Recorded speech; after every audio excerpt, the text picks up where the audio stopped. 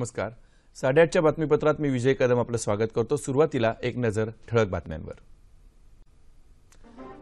काश्मीरच्या मुद्द्याचा संबंध अफगाणिस्तानच्या शांतता प्रक्रियेशी जोडू नका, अमेरिकेनं पाकिस्तानला खडसावलं. भारतानं केलेली सर्जिकल स्ट्राईक्सची कारवाई योग्यच असल्याचं अमेरिकेचं मत. लैंगिक शोषणाच्या घटनेमुळे नाशिकमध्ये निर्माण झालेल्या परिस्थितीत सुधारणा, मात्र इंटरनेट सेवा अद्यापही बंद.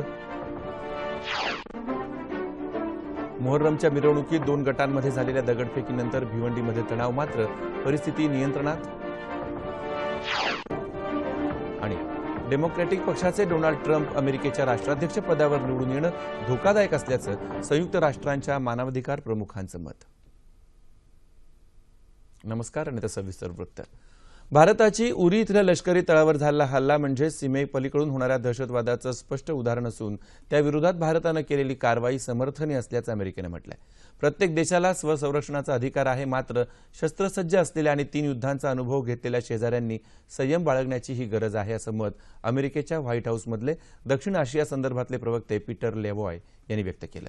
भारत आणि अमेरिका यांच्यातले संबंध आता एका नव्या उंचीवर पोहोचले असून भारताला अणुपुरवठादार गटाचं सदस्यत्व या वर्षाअखेरपर्यंत मिळवून देण्यासाठी अमेरिका सर्वतोपरी प्रयत्न करेल, असं त्यांनी सांगितलं. अण्वस्त्र प्रसार बंदीच्या प्रयत्नांना त्यामुळे चालना मिळेल अशी अपेक्षा लेव्हॉय यांनी व्यक्त केली. काश्मीर मुद्द्याचा संबंध युद्धग्रस्त अफगाणिस्तानातल्या शांततेशी जोडण्याच्या पाकिस्तानच्या प्रयत्नांना अमेरिकेनं फटकारलं. या 2 मुद्द्यांचा परस्परांशी कोणताही संबंध आहे असं आपल्याला वाटत नसल्याचं लेव्हॉय म्हणाले.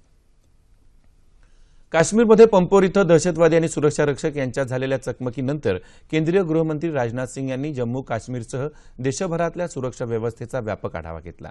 संरक्षण मंत्री मनोहर पर्रिकर, राष्ट्रीय सुरक्षा सल्लागार अजित डोवाल आणि इतर उच्च अधिकाऱ्यांसाठी घेण्यात आलेल्या बैठकीत ते उपस्थित होते.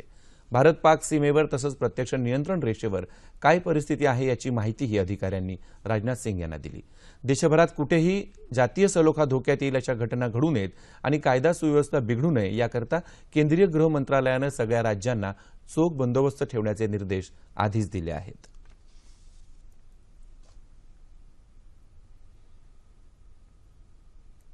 गुजरातच्या दहशतवाद प्रतिबंधक पथकानं पाकिस्तानच्या ISI या गुप्तचर संस्थेसाठी हेरगिरी करणाऱ्या दोघांना ताब्यात घेतलंय. पाकिस्तानच्या सीमेलगत असलेल्या कच्छ जिल्ह्यातून या दोघांना ताब्यात घेण्यात आलंय. या जिल्ह्यातल्या ख्वाडा गावात राहणाऱ्या या दोघांवर गुजरात ATSनं वर्षभरापासून पाळत ठेवली होती.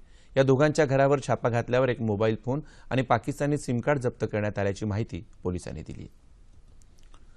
इतर समाजांच्या आरक्षणाला धक्का न लावता मराठा समाजाला आरक्षण देण्यात यावं या मागणीसाठी राष्ट्रवादी काँग्रेसचे अध्यक्ष शरद पवार यांनी पंतप्रधान नरेंद्र मोदी यांची नवी दिल्लीत भेट घेतली.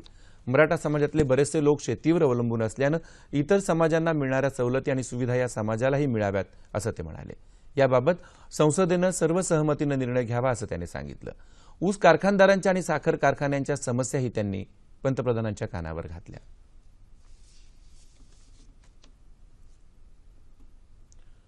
भिवंडीमध्ये मोहर्रमच्या मिरवणुकीदरम्यान 2 गटांमध्ये झालेल्या दगडफेकीमध्ये काही पोलिसांसह 6 जण जखमी झाले. या दगडफेकीनंतर शहरात तणाव निर्माण झाला होता, मात्र आता परिस्थिती नियंत्रणात असल्याची माहिती पोलिसांनी दिली. मोहर्रमची मिरवणूक चालू असताना काही कारणामुळे 2 गटात तणाव निर्माण झाला आणि त्यांनी एकमेकांवर दगडफेक सुरू केली. मात्र पोलिसांनी वेळीच हस्तक्षेप करून जमावाला पांगवलं आणि परिस्थिती नियंत्रणात आणली. खबरदारीचा उपाय म्हणून भिवंडीत 144 कलम लागू करण्यात आलं असून राज्य राखीव पोलीस दलाच्या तुकड्या तैनात करण्यात आल्या आहेत. नाशिकमध्ये एका बालिकेच्या कथित लैंगिक शोषणानंतर उसळलेल्या हिंसाचारामुळे निर्माण झालेली परिस्थिती आता पूर्वपदावर येते.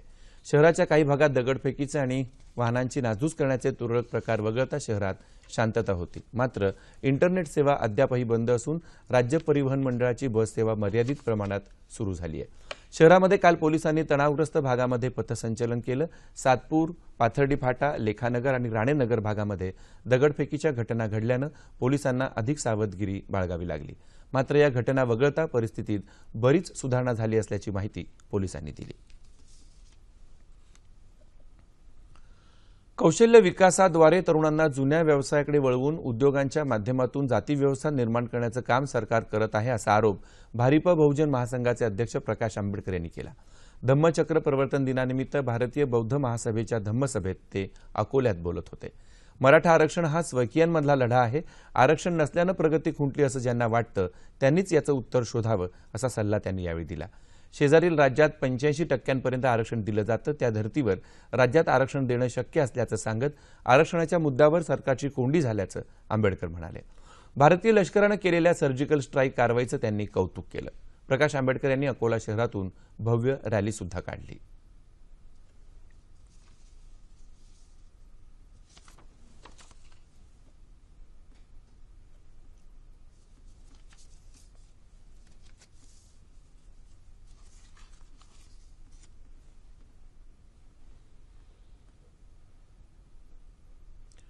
महिलांच्या सुरक्षिततेला सरकारचं प्रथम प्राधान्य असून या दृष्टीनं केंद्र सरकार विविध योजना सुरू करणार आहे अशी माहिती केंद्रीय महिला आणि बालकल्याण मंत्री मेनका गांधी यांनी दिली. वर्धा जिल्ह्यात देवळी नगर परिषद तसंच जिल्हा परिषदेच्या वतीनं आयोजित महिला बचत गट मेळाव्यात मार्गदर्शन करताना त्या बोलत होत्या. महिलांना सन्मानजनक वागणूक, महिलांवरील अत्याचाराला प्रतिबंध, मुलींचा जन्मदर वाढवणं तसंच महिलांद्वारे उत्पादित वस्तूंना बाजारपेठ उपलब्ध करून देणं यासारख्या विविध प्रश्नांवर महिला आणि बालकल्याण मंत्रालय संवेदनशीलपणे काम करत आहे असं त्यांनी सांगितलं. महिलांच्या सुरक्षेसाठी येत्या जानेवारी महिन्यापासून मोबाईलवर विशेष बटनाची सुविधा उपलब्ध करून देण्यात येणार आहे अशी माहिती मेनका गांधी यांनी दिली. संकट काळात पोलिसांची मदत मिळावी यासाठी या विशेष बटनाचा उपयोग होऊ शकणार आहे. केंद्र सरकारनं राबवलेल्या विशेष अभियानामुळे एका वर्षात मुलींचा जन्मदर 830 वरून 960 इतक्या मोठ्या प्रमाणात वाढला असल्याचं त्यांनी सांगितलं.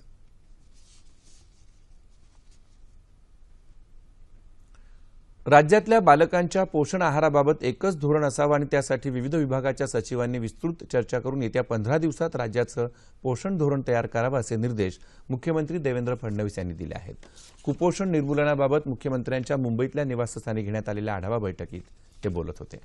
कागदावर आदर्श वाटणाऱ्या योजना प्रत्यक्षात आल्या तरच त्यांचा उपयोग असतो. कुपोषण निर्मूलन करण्याच्या कामी महत्त्वाची भूमिका बजावणाऱ्या अंगणवाडी सेविकांना 6 महिने मानधन मिळत नसल्याच्या तक्रारी आहेत. येत्या 3 दिवसात त्यांचा प्रश्न सोडवा. यापुढे अशा प्रकारची एकही तक्रार यायला नको असं मुख्यमंत्र्यांनी सांगितलं.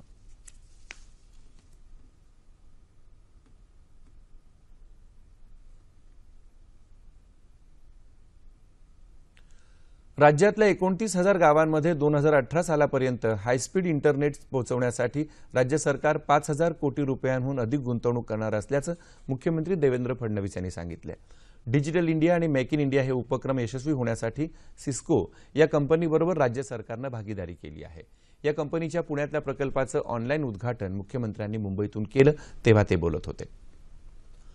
डिजिटल नेटवर्कमुळे दुर्गम भागातही शिक्षणाच्या आणि आरोग्याच्या उत्तम सोयी पुरवणं शक्य होतं असं ते म्हणाले. या प्रकल्पासाठी विविध खासगी कंपन्यांशी भागीदारी करून एक स्पेशल पर्पज व्हेइकल तयार करण्यात येईल अशी माहितीही मुख्यमंत्र्यांनी दिली. राज्य सरकारनं सिस्कोबरोबर केलेल्या भागीदारीमुळे 25 सिस्को नेटवर्किंग अकॅडमीज उभारणं, धारावी ई कॉमर्स हब तयार करणं, नागपुरात wifi hotspot, smart transport parking, broadband उत्पादनांची निर्मिती अशा अनेक गोष्टी प्रत्यक्षात येऊ शकतील आणि डिजिटल इंडियाच्या अंमलबजावणीत महाराष्ट्र अग्रेसर ठरेल असा विश्वास त्यांनी व्यक्त केला. पोर्तुगालचे माजी पंतप्रधान अँटोनियो गटेरस यांची आज संयुक्त राष्ट्रसंघाच्या सरचिटणीसपदी नियुक्ती केली जाणार आहे. मागच्या आठवड्यात संयुक्त राष्ट्रांच्या 15 सदस्यीय देशांच्या सुरक्षा परिषदेची बैठक झाली होती. या बैठकीत गटेरस यांचं नाव 193 सदस्यांच्या महासभेच्या मान्यतेसाठी पाठवण्यात आलं होतं. अँटोनियो गटेरस हे विद्यमान संयुक्त राष्ट्राचे विद्यमान सरचिटणीस बान की मून यांची जागा घेतील. येत्या 31 डिसेंबरला मून यांचा कार्यकाळ संपत असून गटेरस हे 1 जानेवारी 2017 ते 31 डिसेंबर 2022 पर्यंत संयुक्त राष्ट्रसंघाचे सरचिटणीस म्हणून काम पाहतील.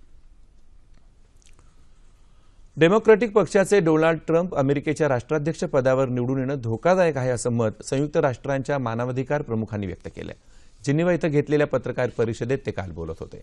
डोनाल्ड ट्रम्प यांची विविध विषयांवरची वक्तव्य पाहता आंतरराष्ट्रीय स्तरावर त्याचे नकारात्मक परिणाम दिसून येतील असा गर्भित इशारा त्यांनी दिला आहे.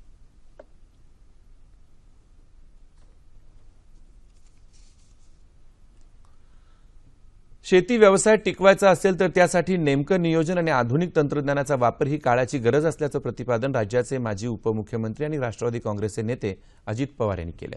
सोलापूर जिल्हा परिषदेच्या वतीनं जिल्ह्यातील 20 प्रयोगशील शेतकऱ्यांचा पवार यांच्या हस्ते पुरस्कार देऊन गौरव करण्यात आला.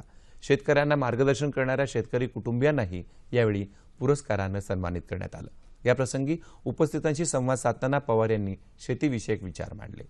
हवामानातील बदल आणि अपुरा पाऊस यामुळे शेती व्यवसाय बेभरवशाचा झाला असल्याचं त्यांनी सांगितलं. शेतकऱ्यांनी एकाच पिकावर अवलंबून न राहता बहुपीक पद्धतीचा अवलंब करावा असं आवाहन त्यांनी केलं. आपल्या उत्पादित मालासाठी बाजारपेठ मिळवण्याकरता शेतकऱ्यांनी मार्केटिंग अर्थात विपणन प्रणाली आत्मसात करण्याची गरजही त्यांनी अधोरेखित केली.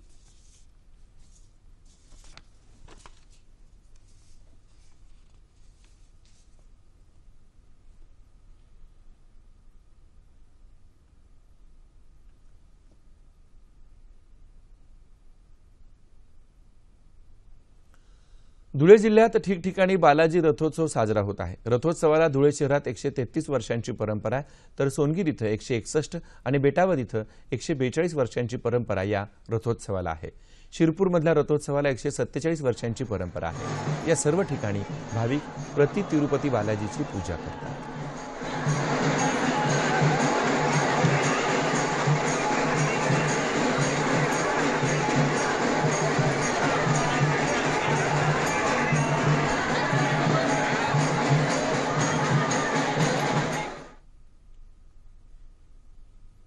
बातमी क्रिकेटची. आयसीसी अर्थात आंतरराष्ट्रीय क्रिकेट परिषदेच्या कसोटी क्रमवारीत गोलंदाजांमध्ये आर अश्विननं पहिलं स्थान पटकावलंय. न्यूझीलंड विरुद्धच्या अंतिम कसोटी सामन्यात 140 धावांच्या मोबदल्यात अश्विननं 13 गडी बाद करत आपल्या कारकिर्दीतली आतापर्यंतची सर्वोत्तम कामगिरी बजावली. न्यूझीलंड विरुद्धच्या 3 सामन्यांच्या मालिकेत अश्विननं 27 गडी टिपून 39 कसोटीमध्ये 220 बळी मिळवण्याचा विक्रम केलाय. न्यूझीलंड विरुद्धच्या मालिकेपूर्वी तिसऱ्या स्थानावर असलेल्या अश्विनच्या खात्यात आता 900 गुण जमा असून Muttiah Muraleedharan, Glenn मॅकेग्रा, Shawn Pollock अशा सर्वोत्कृष्ट गोलंदाजांच्या पंक्तीत बसण्याचा मान त्याला मिळाला. अश्विननं आतापर्यंत 7 वेळा मालिकावीर होण्याचा बहुमानही पटकावला आहे.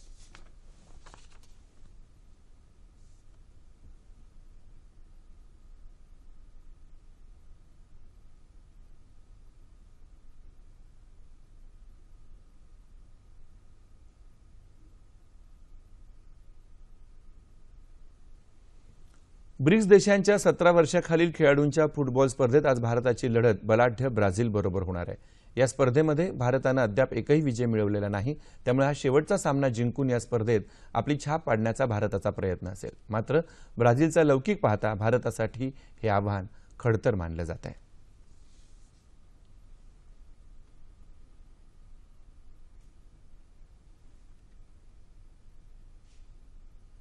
हवामान.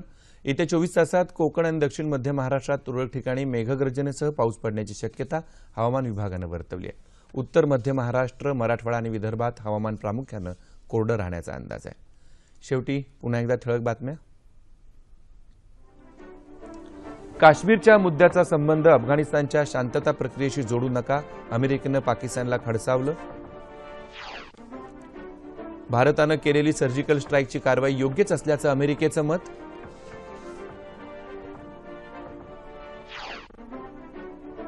लैंगिक शोषणाच्या घटनेमुळे नाशिकमध्ये निर्माण झालेल्या परिस्थितीत सुधारणा, मात्र इंटरनेट सेवा अद्यापही बंद. मोहर्रमच्या मिरवणुकीत 2 गटांमध्ये झालेल्या दगडफेकीनंतर भिवंडीमध्ये तणाव, मात्र परिस्थिती नियंत्रणात.